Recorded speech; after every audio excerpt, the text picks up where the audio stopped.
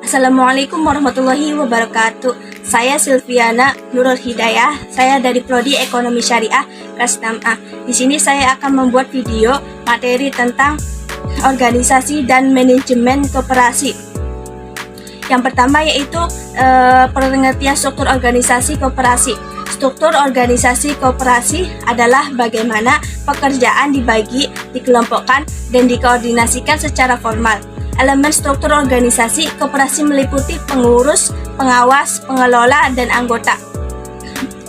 Pengurus memperoleh dan menyajikan informasi sambil membantu ketua dalam melaksanakan kerja, menyusun strategi dan rencana bisnis, menyelenggarakan kegiatan surat menyurat dan ketatausahaan, dan menyampaikan hal-hal yang penting pada ketua.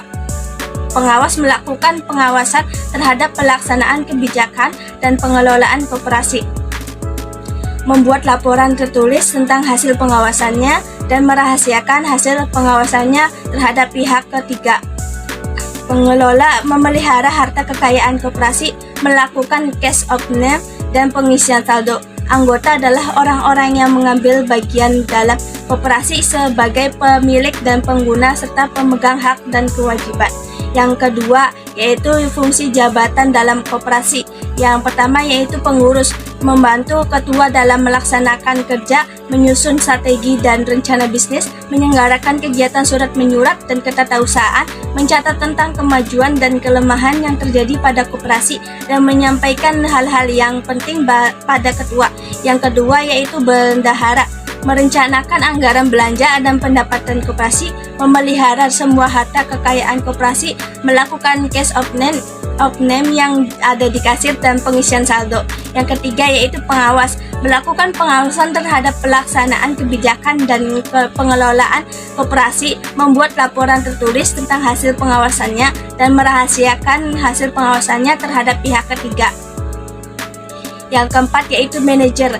Manajer itu berfungsi mengendalikan seluruh kegiatan koperasi, memimpin, koordinir, dan mengontrol jalannya aktivitas koperasi dan bagian-bagian yang ada di dalamnya.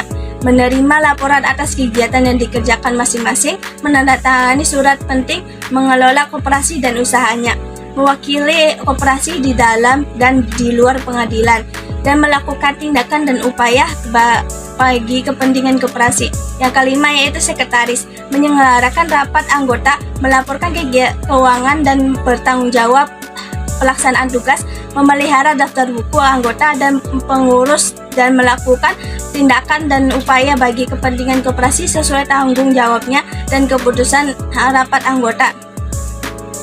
Yang ketiga, strategi koperasi. Strategi koperasi meliputi peningkatan promosi untuk menarik anggota baru, meningkatkan usaha simpan pinjam untuk bersaing dengan koperasi lain, peningkatan pengawasan dari badan pengawas koperasi, serta peningkatan pelayanan pendidikan dan penyuluhan tentang pentingnya berkooperasi.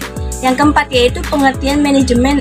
Manajemen koperasi adalah proses pengelolaan sumber daya dan operasional dalam sebuah koperasi untuk mencapai tujuan organisasi secara efektif. Sumber daya yang dimaksud meliputi sumber daya manusia, sumber daya alam, dan sumber daya finansial.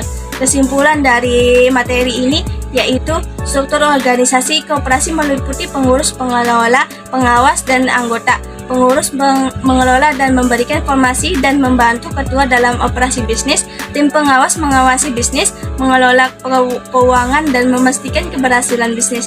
Manajer juga bertindak sebagai pengawas, memastikan kelancaran fungsi bisnis. Strategi organisasi bisnis mencakup menarik karyawan baru, membina kolaborasi dengan bisnis lain, meningkatkan manajemen dari dewan, dan meningkatkan layanan, pendidikan, dan komunikasi tentang pentingnya bisnis. Sekian video dari saya, kurang dan lebihnya mohon maaf. Wassalamualaikum warahmatullahi wabarakatuh.